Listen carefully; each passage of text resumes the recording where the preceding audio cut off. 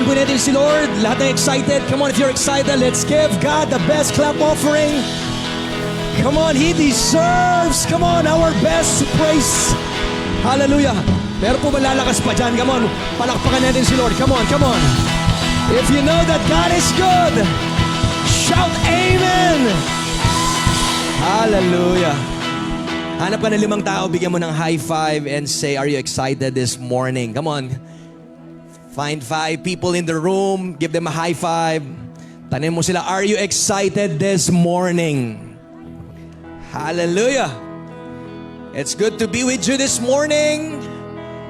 Welcome din po sa ating online community and our friends who came here for the first time. And I'm so excited because today is our Commitment Sunday. Amen. Meron po ba dito takot mag-commit? Iba pala, relationship pala yon. Okay? Excited na po ba tayo? Let's bow our heads. Let's pray. Thank you, Jesus. God, prepare our hearts this morning, Lord, for all the things that you have in store. Thank you for your presence, your nearness, Lord, na nararamdaman po namin sa lugar na ito. We're excited, Lord God, to hear from you. We want to go all out, all in to where you are leading us. Open our eyes to see it. Touch every heart right now in Jesus' name. Hipuin niyo po bawat puso. We want to be caught by the vision na nilaan mo for the Rock City Church. Thank you, Lord. We give you glory. We give you all the praise in Jesus' name we pray. Amen and amen. Once again, palakpakan po natin si Lord. At makakaupo na po yung bawat isa sa atin. Amen and amen. Again, salamat po sa ating worship team. Magandang umaga po sa bawat isa. Pwede ba tayong ngumiti lahat? Ngitian mo yung katabi mo. Sabihin mo, gwapo mo ha. Amen. Ang ganda mo naman. Hallelujah. Sino po dito nakapag-almusal, nakapagkape na? Ayun. So expect ko lahat na nag-almusal, nagkape na, malakas yung amen at attentive at excited. Parang sa baba lang yung mga nag-almusal. So again, today is our Commitment Sunday. And for the sake of context, I want to explain this carefully so that all of us will be in the same page. No? Para po sa mga bago, if you are new here, no, gusto po naming maintindihan nyo kung ano yung ginagawa namin dito sa The Rock. So first, what is Commitment Sunday? No? Makita nyo po sa screen nyo, Commitment Sunday is where we come to God in faith and prayerfully commit. Come on, say that word, commit. No, prayerfully commit the specific amount that God wants us to give for our Heart for the House 2024. At take note nyo po ang date. Ang ating pong Heart for the House ay mangyayari sa November 24. So yan po ang last Sunday ng November. So basically, meron po tayong 3 buwan pa to prepare for our Heart for the House offering. At ngayon, nabanggit ko yung Commitment Sunday. Ngayon, Pastor, ano naman yung Heart for the House? No? What is Heart for the House? Heart for the House is our annual, one-time sacrificial offering that goes above our regular giving. Ibig sabihin, tayo po dito, we are committed in giving sa Panginoon through our tithe and love offering. Kaya po yung sabi natin dito, annual, once a year po nangyayari to, that goes above and beyond. Hindi po tayo tumitigil sa pagbigay ng tithe and offering natin. But once a year, we also set aside yung time na to give sacrificially, no? Sa vision po na binibigay ng Panginoon para po sa The Rock City Church. I want to share po yung backstory dahil our first Heart for the House was in 2022, no? May mga pictures po dyan. Adjust nyo na lang po yung ilaw. Yan po ay sa Dau. So sa mga bago po, magto 2 years pa lang po tayo dito next January. Ganyan pa lang po tayo kabago dito, no? At yung ito po yung unang Heart for the House sa ating maliit na lugar sa Dau. And if I'm not mistaken, the amount we collected nung 2022 was roughly parang nasa 1.2 or 1.3 million. So we had plans that year, but little did we know that God had greater plans for the coming year.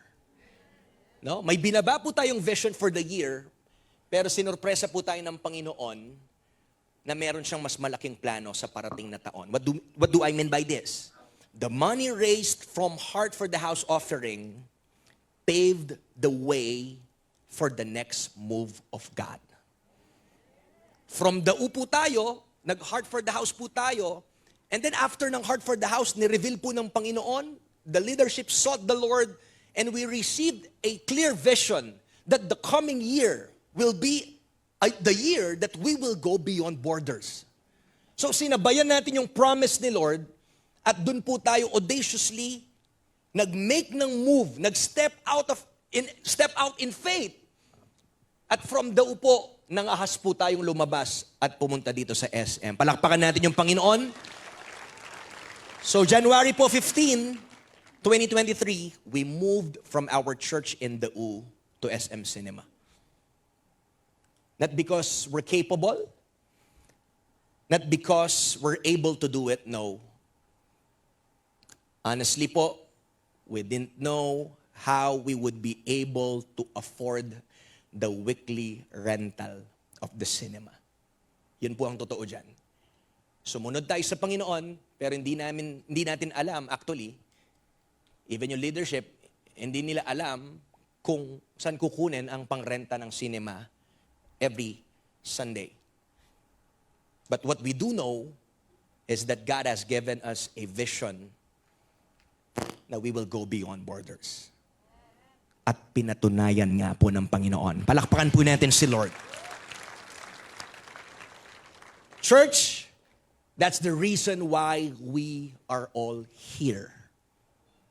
Dahil po 2 years ago, we had already sown into our future.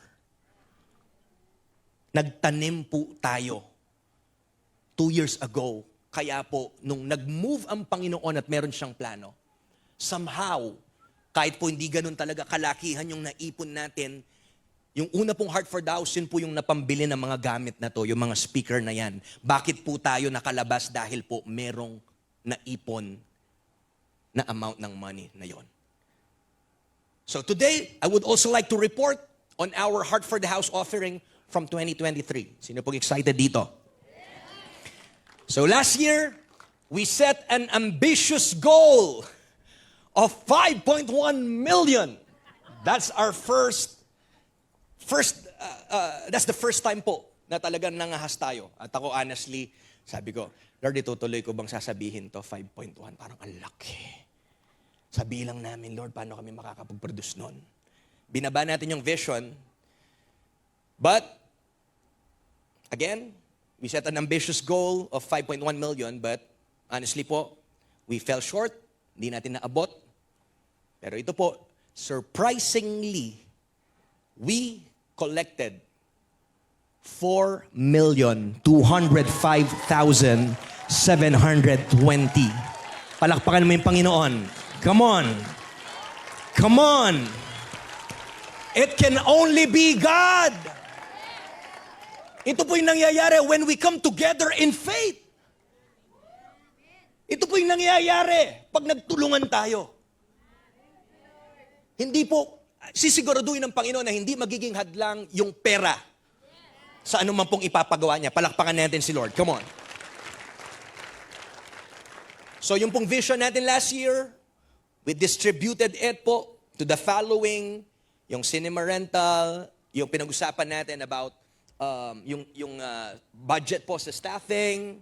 We allotted a portion of it po to our church lot dahil po pinag-usapan natin simula po last year ay tayo po ay mag-raise ng portion ng pera para po sa lote so that one day, alam niyo po, we are believing, hindi tayo forever sa cinema. One day, I believe, we will be able na makakuha tayo ng sarili nating lote at mapagawa po yung sarili nating church. Okay po? And another praise report. Sino pang gusto ng another praise report? Parang yung sa taas hindi masaya. Amen. Ayon. So again, we distributed it to the following: cinema rental, staffing, church lot, and just last Thursday, I'm excited to announce we finally purchased our church service, our church shuttle. Amen. Palakpakan natin si Lord. Come on. Amen. Mabuti po ang Panginoon. Amen. Palakpakan mo si Lord. Come on, come on. Sige po. Sige po. Hallelujah. So last year, 180 people participated last Heart for the House. And I believe mas marami pa po ang sasabay at susunod sa pinapagawa ng Panginoon. So before I share yung vision naman po natin for the year 2024, I want to first preach about this topic, giving sacrificially to God's house. Come on, say sacrificially. Ito po, isa po sa mga importanteng aspect po ng ating pananampalataya. No? Sacrificial giving to God's house. I believe that the concept of sacrificial giving is not just about financial contributions. Hindi lang po ito patungkol sa pera, but it's about a heart posture. Tinitingnan po ni Lord dito sa ating pagbibigay yung ating motibo, yung ating puso. Bakit tayo nagbibigay? No? And we need to understand, look at your screen, whatever it is that you want involves some level of sacrificial giving. Hindi lang po ito sa pagbibigay, hindi lang po ito sa spiritual, pero gusto ko pong explain, ano man po yung nais natin. If you want to have a great prayer life, you need to sacrifice. If you want to work out your marriage, your relationship, kailangan mong mag-sacrifice. Tama po ba, mga mag-asawa? If you want to be close to God, you want humility. Alam mo yon, gusto mong maranasan pa yung Panginoon, ibaba mo yung sarili mo, kailangan mo mag-sacrifice. Sa lahat po ng bagay, laging may price to pay. At kung seryoso po tayo, kailangan nating matutong mag-sacrifice. Tama po ba? Kaya ngayon po, gusto ko pong explain sa bawat isa. Let's explore what it means to give sacrificially at bakit ba ito vital? No? Why it's vital for the advancement of God's kingdom. First, let's understand po yung sacrificial giving. Ano ba ibig sabihin ng sacrificial giving? No? Una po, to give sacrificially means to give beyond what is comfortable or convenient. Yun pala ibig sabihin ng sacrificial. No? Yung pagbibigay daw po natin, hindi lang dun sa normal na pamamaraan ng pagbibigay natin. Ibig sabihin, lumalampas pa siya doon. Umaalis siya dun sa komportableng pagbibigay or dun sa convenient. Gising pa po ba tayo? It requires a level of sacrifice that may challenge our resources, our time, or comfort. Sa ating pong pagbibigay, matcha-challenge daw po ang ating oras, ang ating comfort, and even ang ating resources. Sa Old Testament po, makakakita po tayo ng example ng sacrificial giving. And 2 Samuel 24, nasabi po dito, but the king replied to Araunah, no, I insist on buying it, for I will not present burnt offerings to my Lord, my God, look at this, that have cost me nothing. So David paid him 50 pieces of silver for the threshing floor and the oxen. Yung sinasabi po ni David dito, David understood that true worship and devotion involve a cost. Naintindihan niya, sabi po ni King David, hindi ako mag-aalay sa aking Diyos, hindi ako magbibigay sa aking Diyos na hindi ako nasasaktan. When was the last time that you gave sacrificially to the Lord na nasaktan ka? Or ibahin ko po yung tanong.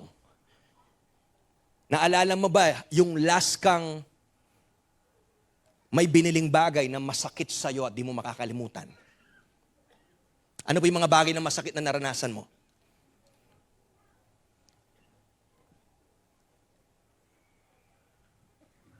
Ano po? Sino dito bumili ng iPhone tapos pikit ka na lang? Alam mo yon? Yung sinasabi ko lang po yung feeling, para alam natin, yung feeling na masakit na kahit alam mo, mahal, pero pumikit ka na lang, hinayaan mo na lang. Kaya po natin gawin yun sa material na bagay. Kaya mong bumili sapatos, 10,000, pikit ka na lang. Or anumang gamit sa bahay. But yung tanong ko po, this is my challenge. When was the last time na naalala mo na ginawa mo yun sa kingdom ni Lord? That you gave sacrificially. Sa material, kaya pa natin mag-ipon. Kaya nating ayusin yung budget natin para ma-afford lang natin to. But again, when was the last time na nagbigay ka kay Lord na hindi mo makakalimutan? Dahil alam mo, dugot pawis mo, binigay mo doon, inipon mo para ma-i-offer mo kay Lord dahil alam mo, He is worthy of all the praise. He is worthy of all honor. Hello? It involves a cost. Sacrificial giving is not about the size of the gift, but the heart behind it. Men po yung dapat nating maintindihan sa sacrificial giving. Dahil po yung ating Heart for the House na parating sa November, ito ay sacrificial giving. Pangalawa po, na gusto kong pag-usapan natin, the principle of sacrificial giving. No? Sacrificial giving, actually po, it reflects the nature of God's own generosity. Huwag na po tayong lalayo pa. Pag pinag-usapan natin yung sacrificial giving, yung pinaka-model natin, pinaka-pattern natin ay walang iba kung hindi ang ating Diyos dahil una siyang naging generous, una siyang nagbigay sa atin. At sabi ng John 3:16, for God so loved the world that He gave. So yung sinabi niyang mahal kita, mahal ko kayo, hindi lang basta theory. Hindi niya lang sinabi to sa kanyang bibig, mahal kita, yung pagmamahal ay pinadama niya sa pamamagitan ng pagbibigay ng kanyang anak. Sabi nga po nila, you can give without loving, but you cannot love without giving. Ang totoong nagmamahal sa Panginoon ay naiintindihan niya na kaakibat po nun ay dapat hindi tayo nahihirapang magbigay kasi nga nagmamahal tayo. At ang model natin ay ang Panginoon. And imagine yung binigay ng Panginoon, hindi lang po basta sapat or sakto lang. You need to understand this. God's sacrifice was not just significant. It was ultimate. Hindi lang significant, ultimate. Bakit po? He gave the most precious gift He had, at ito po'y walang iba kundi ang kanyang anak, His Son, for our salvation.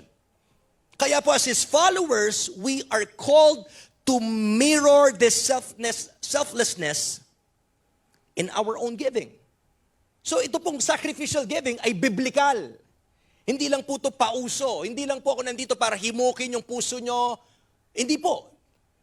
Meron pong pattern ito. At bilang anak tayo ng Diyos, dapat po makita sa atin na isasalamin natin, sumasalamin po yung ginawa ng Panginoon na generosity na binigay niyang kanyang anak. So ito po ang model natin. Gising pa po ba tayo? Gusto ko po kayong bigyan, pangatlo, ng biblical examples po ng sacrificial giving. Marami po, but I just want to give like dalawa. Una po, yung widow's offering. Kung matagal ka ng Kristiyano, alam mo na itong story to, found in Mark chapter 12, 41 to 44. Jesus sat down near the collection box in the temple and watched as the crowds dropped in their money. Many rich people put in large amounts. Wow, nakakabilib. Maraming mayayaman daw po ay nagbigay ng malalaking amount. Then a poor widow came and dropped in 2 small coins. Verse 43, Jesus called His disciples to Him and said, I tell you the truth, this poor widow has given more than all the others who are making contributions. Narinig niyo po yung sinabi ni Jesus sa kanyang mga disciples? Tingnan niyo to, ang lalaki ng binigay, pero sa tutuusin, sabi niya, mas marami ang binigay, mas matimbang ang binigay nitong babaeng balong ito kesa sa binigay ng mga mayayaman. For they gave a tiny part of their surplus. Ibig pong sabihin, dapat po ang pagbibigay natin ay proportionate. No? Mayaman nga po daw sila, pero yung binigay nila ay kurot lang doon sa yaman nila. So hindi pa po talaga sila generous. Pero ito pong babaeng to, itong widow na to, but she, poor as she is, has given everything she had to live on. Poor widow, balo na mahirap pa. I think mas mahirap yung kalalagayan nito. Tama po ba? Kung merong magsasabi sana, kung meron sanang magsasabi na hindi ko na ibibigay to kasi last ko na to eh. Hindi man siya sure kung makakakain pa siya after. Ganun po yung katotohanan. Binigay niya na yung lahat niya eh. Mukha mang dalawang kusing yun, pero yung dalawang kusing na yun, yun na po lahat yun sa kanya. So wala siyang ibang inaasahan kundi yun lamang, and yet binigay niya po ito. Gising pa po ba tayo? Alam ko po, mas mapalad tayo dun sa sitwasyon ng babaeng to. And yet minsan nakakalungkot na nakikita natin sa ating mga, nakuhuli tayo sa sarili nating salita na minsan tayo pa po yung nagsasabi nun na, alam mo yon, tayo pa yung mas takot dun sa poor widow na mawalan.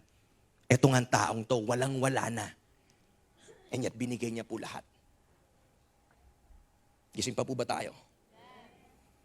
At pangalawa po, the Macedonian churches in 2 Corinthians 8:1-5. Nasabi dito, now I want you to know, dear brothers and sisters, what God in His kindness has done through the churches in Macedonia. They are being tested by many troubles. Sino po dito kamukha ng mga Macedonian churches? Kabila ng pagsubok, tas kamay. They are being tested by many troubles and they are very poor. Very poor. But they are also filled with abundant joy, grabe, which has overflowed in rich generosity. Kung titingnan mo, parang hindi bagay yung term na abundant joy sa isang taong mahirap. Again, they are very poor, but they are also filled with abundant joy, which has overflowed in rich generosity. Sabi po ni Pablo, for I can testify that they gave not only what they could afford, ayan na, pumasok na yung sacrificial giving, but far more. And they did it of their own free will. Hindi sila tinulak, hindi sila napilitan, wala nag-pressure sa kanila, free will. I love that word. Can you say that? Free will. Dito po sa The Rock, we believe that yung giving natin must be under conviction. Not under compulsion. Wala pong nagpipilit sa inyo dito na magbigay. Dapat po free will ang pagbibigay. Amen po ba? Ito pa po matindi. Verse 4. They begged us again and again for the privilege of sharing in the gift for the believers in Jerusalem. Sila pa daw po ang nagmamakaawa. Kumusta naman yon? Hello? Naintindihan niyo po? Sila pa daw. Parang sinasabi lang, please, tanggapin nyo to, nagmamakaawa kami. Gusto naming magbigay. Grabe. Ano po kayo mangyayari kung ganyan lahat tayo? Nagmamakaawa tayo. Kahit sinabi na, okay, na-reach na po natin, please, tanggapin nyo to, nagmamakaawa ako. Gising pa ba yung katabi mo? Verse 5, they even did more than we had hoped. For their first, look at this is very powerful. For their first action was to give themselves to the Lord and to us, just as God wanted them to do. Yun po ang sikreto. Bakit nila nakuhang ibigay yon out of their free will? It's because unang-una, binigay na nilang sarili nila sa Panginoon. Kung una pa lang, Sinuko mo na yung buhay mo kay Lord. Binigay mo na yung buhay mo kay Lord. Sinurrender mo na yung buhay mo kay Lord. Kung yung buhay mo, nasuko mo na, hindi na po mahirap kasama yung packet mo, pati yung resources mo, pati oras mo. Lahat na po yan, susunod na yan. Hello? Baliktarin po natin. Pero kung hindi pa nakasuko yung buhay mo kay Lord, yung oras mo para kay Lord, mahirap yan. Lalo na yung pitaka mo para kay Lord. Sa Kristiyano po, pinakahuling nasusuko niya yung, sa Kristiyano, honest to goodness, pinakahuling nasusuko niya, yung wallet niya. Lord, bibigay ko yung oras ko, bibigay ko lahat, huwag mo lang pakilaman yung wallet ko, Lord.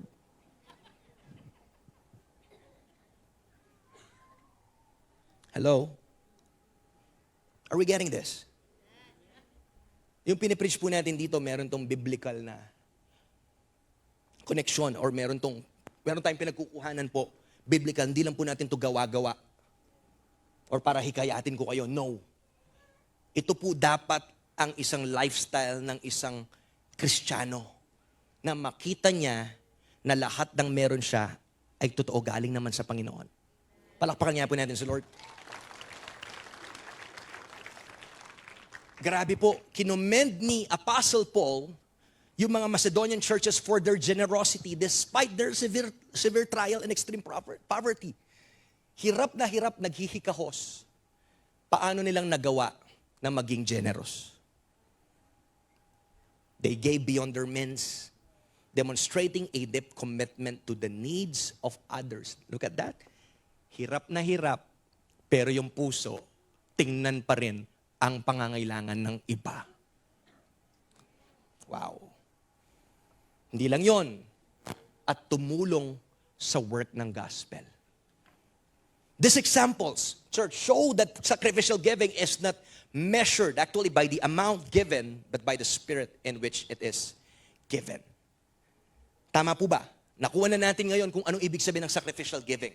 Nakapagbigay na po tayo ng kahit dalawang example po, no, ng sacrificial giving. Ngayon po, gusto kong tingnan natin, ano ba yung mga pwedeng hindrances to sacrificial giving? Una na pwede pong makahadlang para tayo makapagbigay sacrificially sa Panginoon. Number one is heart hindrance. Come on, say that with me. Heart hindrance. Pag sinabing heart hindrance, it means if our hearts and lives have not been surrendered to God as a living sacrifice, yung sinasabi po ng Romans 12:1-2, then generous giving will always be an inner struggle of the will. Ito po yung ina-explain ko kanina. Pag hindi pa nasuko yung buhay mo sa Panginoon, habang tumatagal, yung pagbibigay, laging nagsastruggle ka dyan. Laging merong battle within. Hello? But when our life is surrendered to God, then our money comes along with it. So una po yan, heart hindrance. Pangalawa po, ang tinatawag na love hindrance. Come on, say love hindrance. Ito po, if we love the world and the things in the world, then our love for God, nakakalungkot po, ay superficial. Ito po sabi ng 1 John 2:15-16, do not love this world nor the things it offers you. Napakalinaw, Darak City Church family. Wag daw natin mahalin ang mundo or yung mang ino-offer ng mundo sa atin. Hello?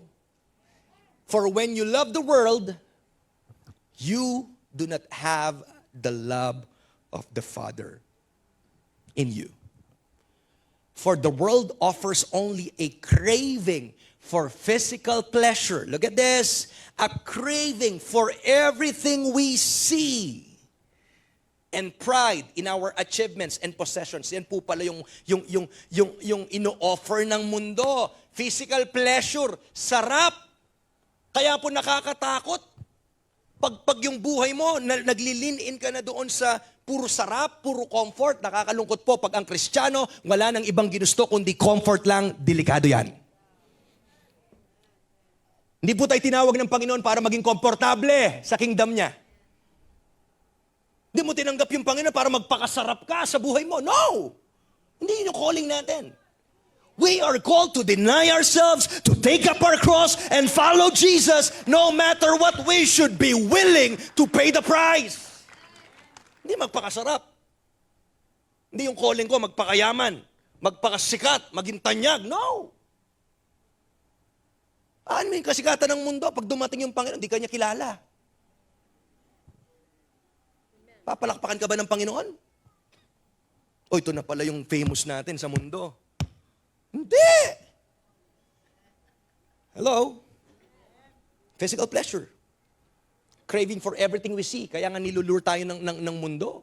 Ano yung masarap at saka ano yung mga nakikita ng mata mo, ingatan mo yan. Pride in our achievements and possessions. Bantayan mo yung sarili mo sa pride. Uy, galing ko to. Medal ko to. Ito yung narating ko. Look at me! Hindi ka tinatawag ng Diyos para dyan. Hindi yung achievements or possessions or what. These are not from the Father, but are from this world. So wag po nating mahalin ang mundo. Unang-una, hindi po tayo taga-mundo. Sabihin mo sa tabi mo, hindi ka taga-mundo. Panglangit ka, sabihin mo. Hello?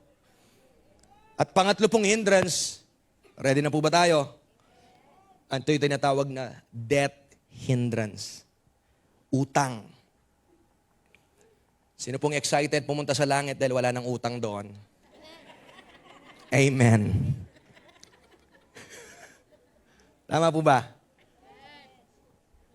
Mas maiiyak daw yung iba pagdating ni Lord kasi wala nang utang niya. Mas nananamnam niya daw yun kaysa dun sa He will wipe the tears from their eyes. Hello? Sa madaling salita po, syempre, mahirap pong maging generous at magbigay sacrificially kung tayo po ay nakatrap doon sa mga pinagkakautangan po natin. Kaya po tinuturo din ng Panginoon paano tayo maging good steward, paano natin mamamanage yung ating yung resources na pinagkatiwala ng Panginoon sa atin. Okay po ba? Ang tanong, next, ano po yung impact ng sacrificial giving? Unang-una, merong spiritual growth. Alam niyo po ba, pag natututo tayong magbigay, lumalago tayo. Hello?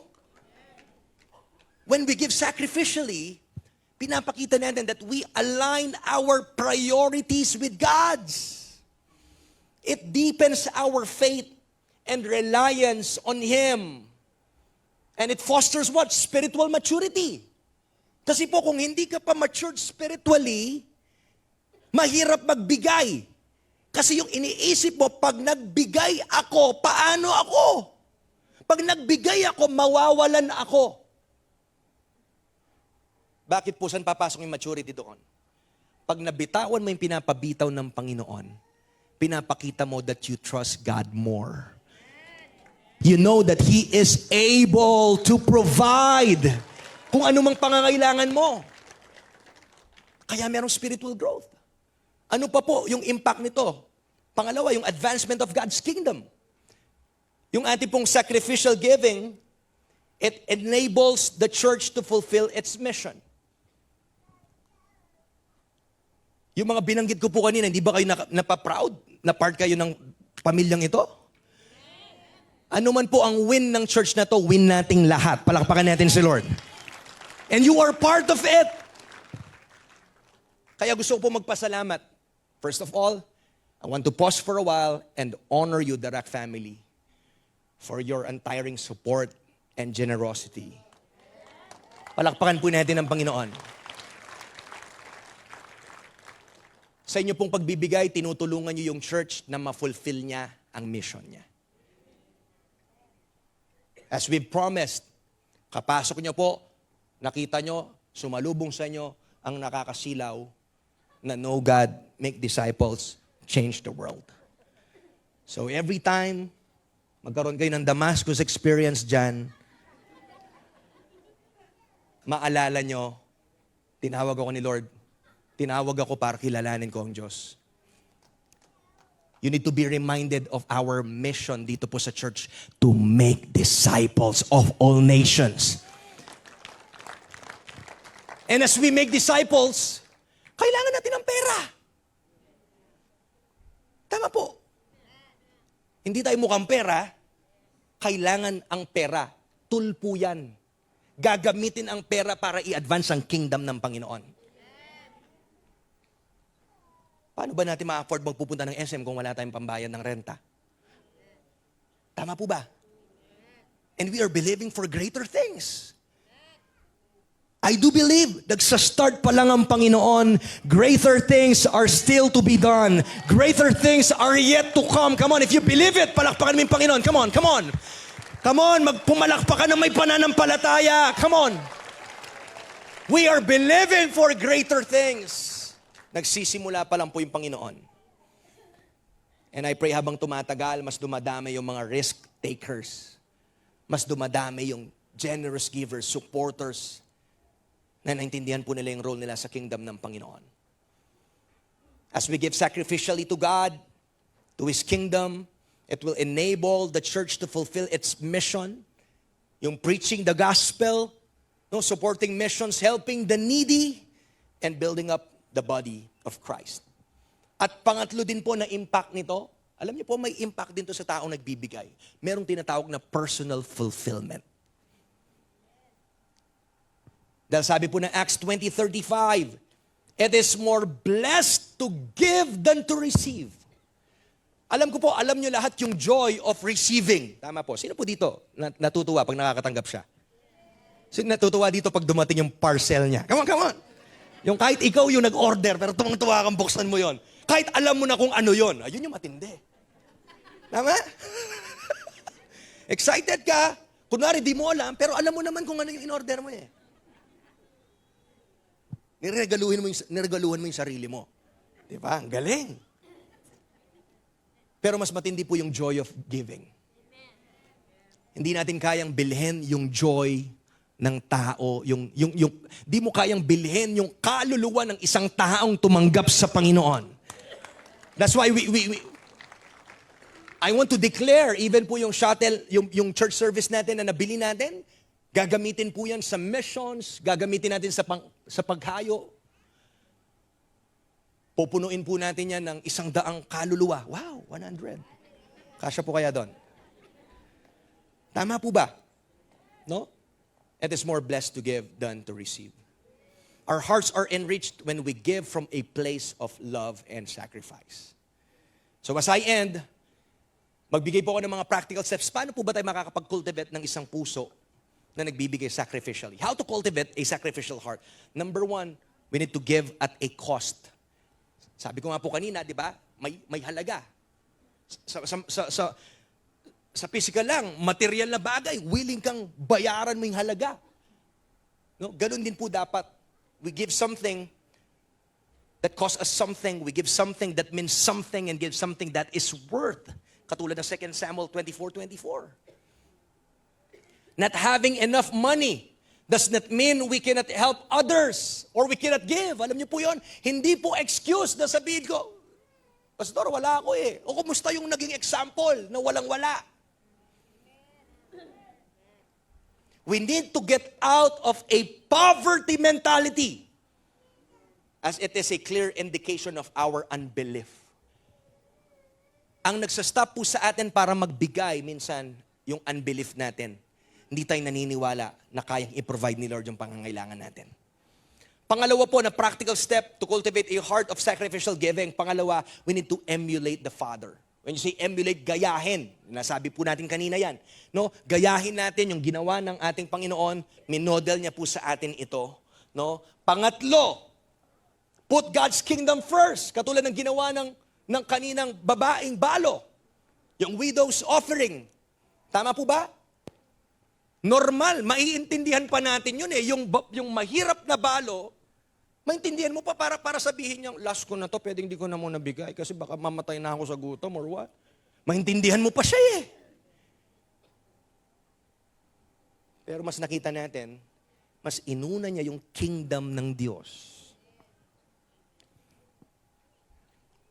Hello?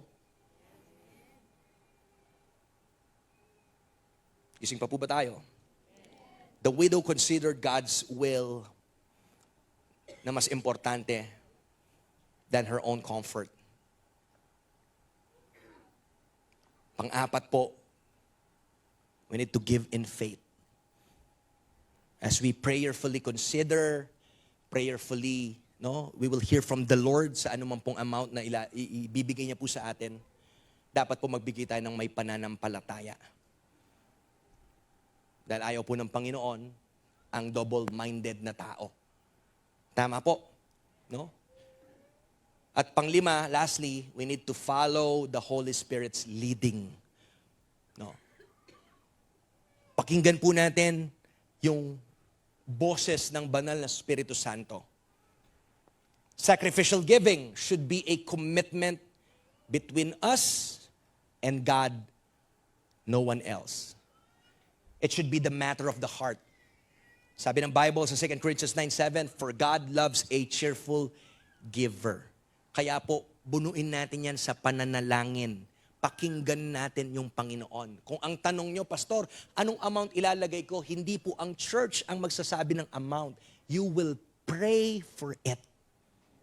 So that pagdating po ng November 24, sabay-sabay po tayong nating ibibigay ito ng may pananampalataya. Church, we should give not out of fear nor out of guilt, dahil po nakikita ng Panginoon yung ating mga puso. He knows our thoughts. At kailangan po, gusto ng Panginoon makita yung puso na punong-puno ng joy. Kung paano po ang pagbibigay natin last 2022 paved the way, kaya ngayon nakalabas tayo dito. I'm more excited. Ano po yung next na move ng Panginoon? I'm more excited kung ano po yung next na gagawin niya sa pamamagitan po ng mga seed na ibibigay po natin. So as I end, as we reflect on the call to sacrificial giving, let us remember that it is an act of worship and a reflection of our trust in God. It's not about how much we give, but how much of ourselves we are willing to offer. Church, may we be like David, determined not to give to the Lord that which costs us nothing. Ngayon po, tayo po yuyuko. We will all pray and thank the Lord. Come on, let's bow our heads. Let's have a moment of silence. Let's close our eyes. Heavenly Father, we thank you for the incredible sacrifice of your Son Jesus. Lord, help us to embrace and understand the call to give sacrificially, not out of obligation, but out of our love for you and your work. Lord, teach us to trust you with our resources and to give with generous hearts. God, use our gifts to advance your kingdom and make a difference in the world. In Jesus' name we pray. Amen and amen. Palakpakan po natin ang Panginoon.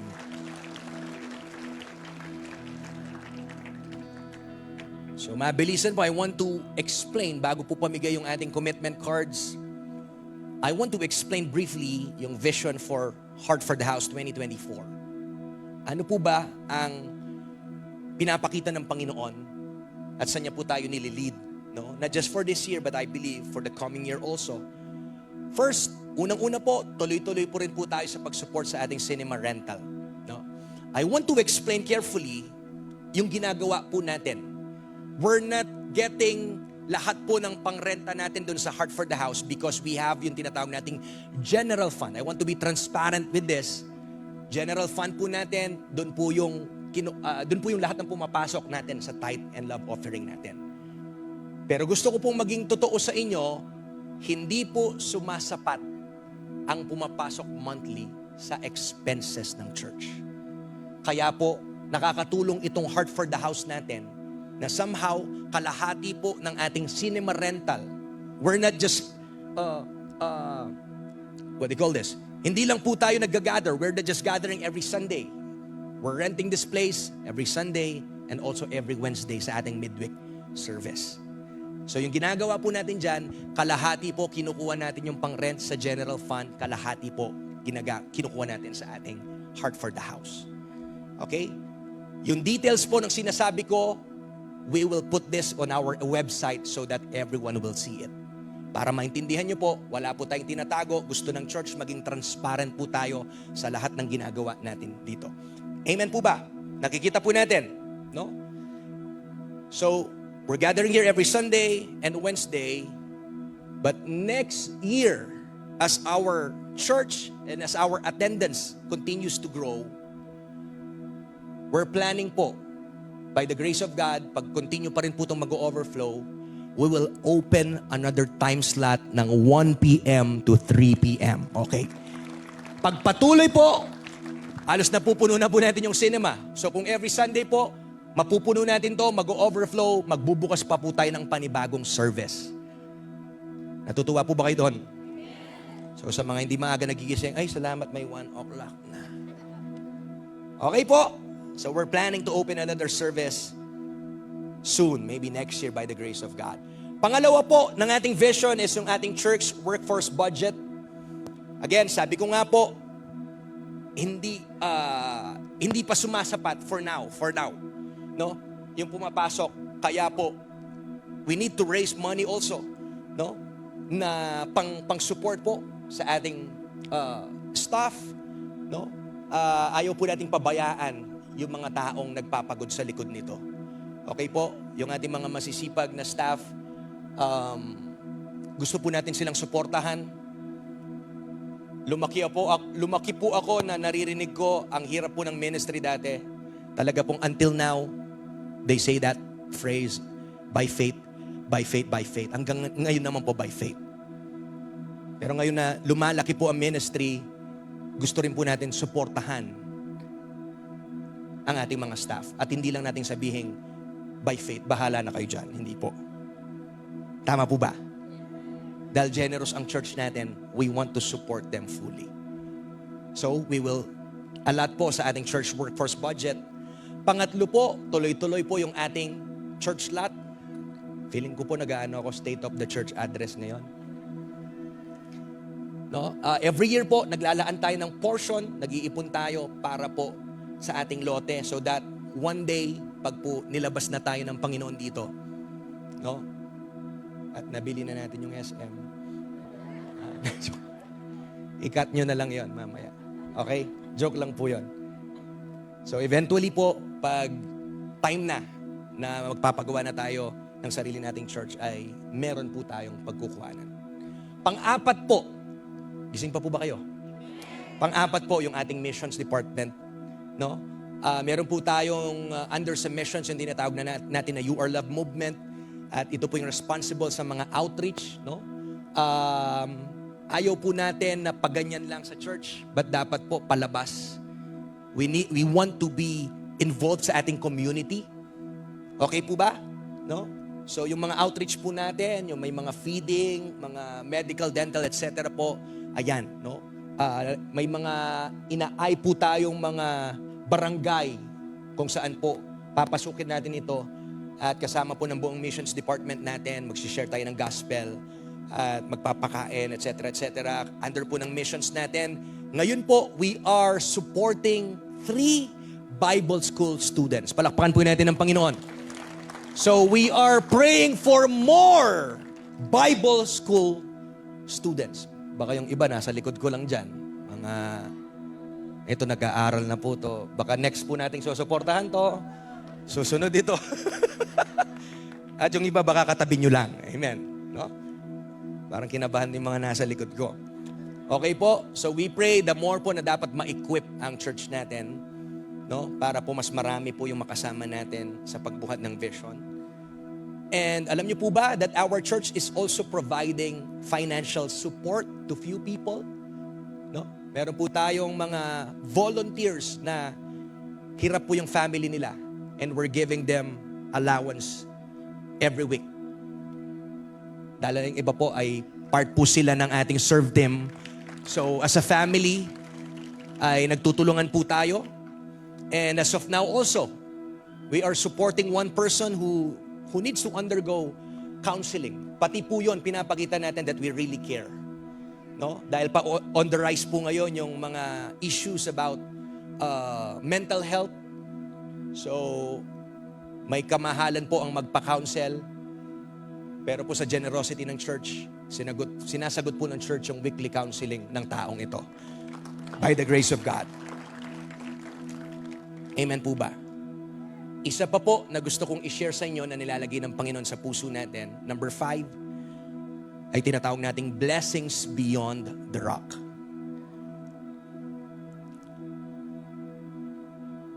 Ito pong blessings beyond the rock, actually po God is placing a desire in this church to bless other pastors. I have some few friends po, no, na alam niyo po mahirap magpastor. Some of them, they want to quit. Some of them are depressed. They are suffering, alam mo yun, trauma sa ministry. And God has given me a vision to bless those pastors. I don't know how it will happen. Pero naisip ko po, magsiset ng isang date, mag-set ng isang lugar, pupunin natin ang lugar ng pastor, pakakainin natin sila, pagpapalain natin sila, so that yung time po na yon ay mag-receive naman po sila at ma-refresh sila. Okay po ba? Hindi lang po pastors, but also churches.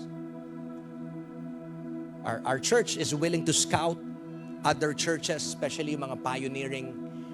At alam po natin yung feeling ng nagsisimula na maliit yung ministry. At ngayon po na kahit paano pinagpapala ng Panginoon, hindi pa po tayo talagang, sabi ko nga po, kulang pa yung pumapasok, pero we want to be generous. So, willing po tayong maghanap ng church at pipili po tayo, mag-scout tayo, natutulungan natin kung kailangan nila ng maliit na sound system or anything na pang-start po ng church. Willing po tayong tumulong dyan. 2 na lang po, kumapit po kayo. 2 na lang po, pang-6 po ang ating The Rock production. We are committed na maging excellent. No? Alam niyo po ba, marami pong nandito ngayon dahil nakita lang po ang church sa Facebook, sa YouTube, or sa ibang social media platforms. Kaya we want to improve we want to continually improve our audio, video, and worship experience po dito. So that makapag-reach pa po tayo ng marami through ng online. Okay po? No? And lastly po, wala pa pong date ito, but help us to pray for this. Nilalagay po ni Lord that we will plant a church sa Angeles. Amen. So help us in praying. Nilalagay po ng Panginoon na mag-plant tayo ng The Rock City Church Angeles. Wala pa pong lugar. Yung unang plano pa lang po ay maghanap ng lugar para po sa ating pop-up service. Ibig sabihin ng pop-up service, alam mo yon, para lang ipaalam natin sa isang, mag-gather po sa isang lugar at magsaservice po tayo ng maliit doon. And tingnan natin sinong dadalo, sino pong interested, no? Na naghahanap po ng church sa Angeles. Alam ko marami ng church sa Angeles, but I also believe napaka-strategic ng lugar. And God is positioning the Rock City Church to reach the lost locally and globally. Okay po ba? So pray for us sa The Rock Angeles. So yung 7 pong yun po ang vision natin dito po sa ating Heart for the House. So ngayon po, the guest experience team will hand you our commitment cards. Sige po, pamigay nyo na po yung mga commitment cards natin. Pag meron na po kayo, ay babasahin ko po kung anong nasa likod nito. Sige po. Pwedeng ipasa nyo na lang po siguro para mabilis po tayo. Sige po. Sa likod po niyan, makikita po natin, again, explain ko lang po pala, if you are new here sa The Rock City Church, you are actually not obliged. No? Gusto po namin explain, wala pong sapilitan po ito. If you want to support, you can raise your hands. Yung guest experience team natin are giving commitment cards. Hindi po ito sapilitan. Okay po. But if God is touching your heart, na suportahan po ang vision ng The Rock, ay ngayon pa lang po, sinasabi ko po, maraming salamat. So lahat po ng meron na, taas kamay. Come on. Iwagayway. Okay, sa taas po, yun, marami na. So you can see po, sa likod, merong name. Wag po pangalan ng katabi nyo yung susulat nyo dyan. Pangalan nyo. At sabi po dyan, this Heart for the House 2024, I commit to giving blank. Kayo na po ang magsusulat niyan. Again, ipagpe-pray nyo po kung ano ang iipunin natin hanggang November 24 for the advancement of God's kingdom so that more people will come to know God, become true disciples of Jesus, and in turn make disciples who will change the world. With this seed, I stand in faith to see lives transformed and families restored. Hallelujah. To support the church in fulfilling its mission. To see the gospel reach the unreached, to be part of a greater move of God that impacts every generation. This is my act of worship. This is my legacy of faith. This is my house, and I believe for more. Palakpakan po natin si Lord.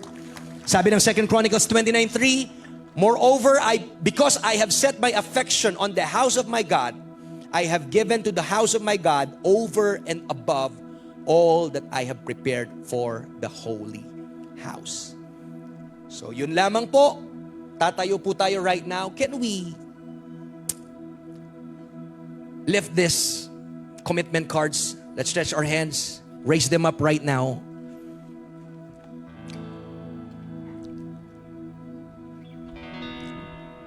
Our God is able to do exceedingly abundantly more than we could ask or imagine. Come on, just bow your heads, and as you are raising this card, believe it by faith. Hallelujah. Come on. Shalabakandara-labahande.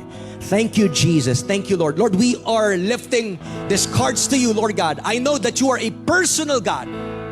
At ikaw po mismo ang mangungusap sa aming puso kung ano pong amount ang ibibigay po namin dito for the advancement of your kingdom, to see more lives being transformed, more families to be restored, to see the church, Lord God, fulfilling its mission, and to reach the unreached. Lord, prepare this house for the next move of God. We pray, Lord God, kung ano yung ginawa mo last year, kung anong naabot po namin. We believe, Lord God, pag kami ay nagtulungan, we can give more so that we can do more. Kasama ka po namin, Lord God, maaabot po namin yung mga imposibleng bagay by the grace of God, Lord God. So Lord, we pray, we rebuke the spirit of ownership, that poverty mentality, and raise up generous givers in this room. And even, Lord, you are touching people who are watching online. Lord, salamat po sa mga taong susuporta sa pinapagawa mo sa church na ito. We want to honor God. We want to honor you and thank you. Ito pong araw na to ay history. Salamat po. Magko-commit po kami sa iyo sa halaga na binibigay mo sa amin. All for your glory. In Jesus' name we pray. Amen and amen. Palakpakan po natin si Lord. Bago po ako bumaba, explain ko lang po, we will do it differently this year. Before, after po nating sinulatan to, nilalagay natin dito sa box. But this year, we don't want to be accountable sa anuman pong isusulat nyo dito. Okay? So ngayon po, itong card na to, mananatili na to sa inyo. At ang nakakaalam lang po ng ipipledge nyo is kayo at ang Diyos. So you don't need to put it in the box. We will not compute kung magkano yung pledge na naabot natin. No. We trust the Lord na is a personal God. We don't need to do it this time. We will never do it again. Accountable tayo sa Diyos. So prayerfully consider na marinig yung Panginoon. And I'm excited sa next na gagawin ng Panginoon sa atin. Palakpakan po natin si Lord. Huwag niyo po itong iwawala. Again, maraming salamat. Once again, from the leadership po ng The Rock, we want to honor you and thank you for sowing generously sa ating last year's Heart for the House. Maraming salamat po. Palakpakan po natin yung Panginoon.